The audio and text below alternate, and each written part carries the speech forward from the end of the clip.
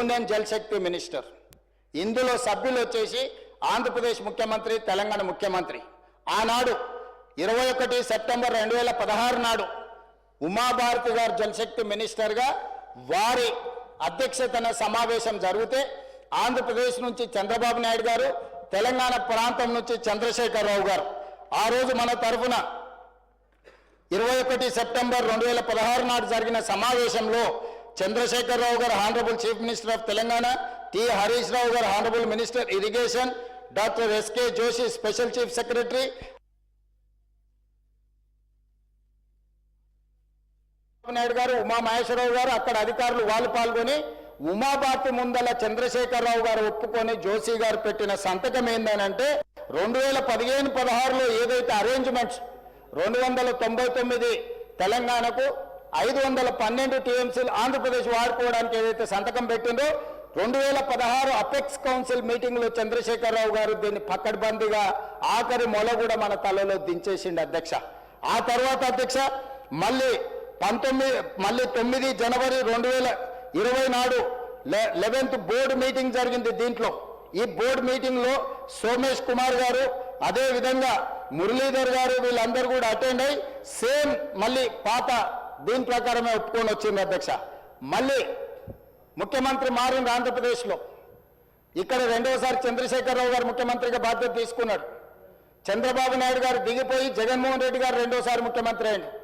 రెండోసారి మళ్ళీ apex council meeting అయింది అధ్యక్ష. 6 అక్టోబర్ 2020 కేంద్రంలో మంత్రి కూడా మారిండ్రు అధ్యక్ష. షెకావత్ గారు వచ్చిండ్రు కేంద్ర జలశక్తి మినిస్టర్గా.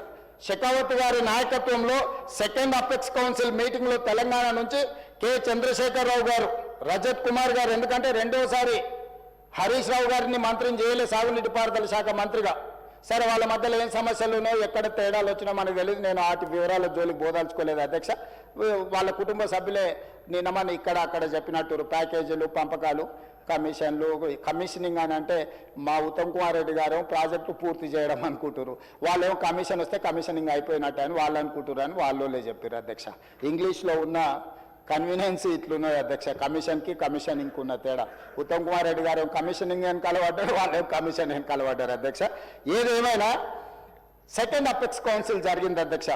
October 6, 2020 Telangana irrigation and chief minister Chandrasekhar Rao గారు, రజత్ కుమార్ గారు, మురళీధర్ గారు అటెండ్ అయ్యి the working arrangement between both the states is still continuing and unless water sharing is finalized by tribunal under section 3. ఇంకేమన్నారు తెలుసా అధ్యక్ష? ఈయన 2020 మళ్ళీ ఎవడొస్తాడా?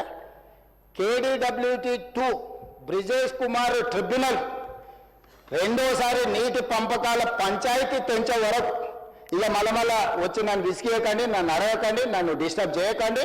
299 మాకు చాలు, 512 నువ్వు తీసుకపో. ఆ పంచాయతీ తెగినాడు చూసుకున్నాం కానీ 2020 నాడు పక్కాగా అప్పటి వరకు సమాధి చేసాడు. మళ్ళీ ఏమన్నా లేచొచ్చా కదా అని చెప్పి మొత్తం కాంక్రీట్ చేసేసాడు అధ్యక్ష. మొత్తం మంచిగా స్టీల్, సిమెంట్ వేసి గట్టి ఇంకా ఏం చేసినా కూడా మళ్ళీ బయటికి లేవకుండా కంప్లీట్గా కట్టేసిండు అధ్యక్ష.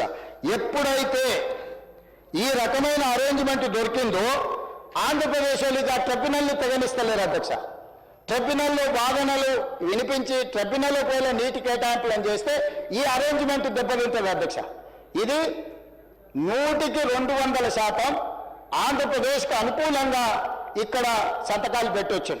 ఇప్పుడు ఒకవేళ మనం వాదిస్తే, మనం కొట్లాడితే, నేను ఇంతకుముందు చెప్పిన 490 టీఎంసీలకు మన ప్రాజెక్టుల ప్రకారం మనకు నీళ్లు వస్తే అది మొత్తం ఆంధ్రప్రదేశ్కి తీరని నష్టం జరుగుతుంది. అప్పటి నుంచి ఇక వాళ్ళు ఈ బ్రిజేష్ కుమార్ ట్రిబ్యునల్లో కేసు వాదించడం మానేసి కేసును వాయిదాలు వేసుకొని సంవత్సరాల కొద్ది కొనసాగిస్తున్నారు అధ్యక్ష. నేను ఈరోజు అడుగుతున్నా అధ్యక్ష, ఈ అరేంజ్మెంట్ ఏదైతే లాస్ట్ 2020లో the working arrangement between both the states is still continuing and until and unless water sharing is finalised by tribunal under section 3 ప్రకారం తెగేంత వరకు ఇక మేము శాశ్వతంగా రాసిస్తున్నాము అన్న తర్వాత ఏ రాష్ట్రమైనా బంగారం లాంటి అవకాశాన్ని వదులుకుంటుందా అధ్యక్ష?